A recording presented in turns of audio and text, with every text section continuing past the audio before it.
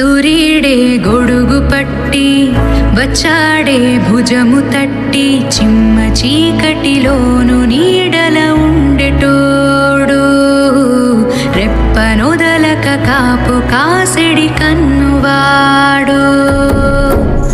ఇవాళ ఇక్కడ తాగడానికి నీళ్లు మంచినీళ్ళు ఇచ్చే కార్యక్రమం జరగాలి. ఆకాశం ఇడిసి పెట్టి ముద్దెట్టే పొలము మట్టి. కారణాలు ఇవేనా? ఇంతకన్నా ఇంకా ఎక్కువ కారణాలు ఏమైనా ఉన్నాయా అని చెప్పి ఆలోచనలు చేయాలి, రీసెర్చ్ చేయాలి. కాబట్టి రీసెర్చ్ కిడ్నీ రీసెర్చ్ సెంటర్లు వెంటనే ఇక్కడ పెట్టాలి.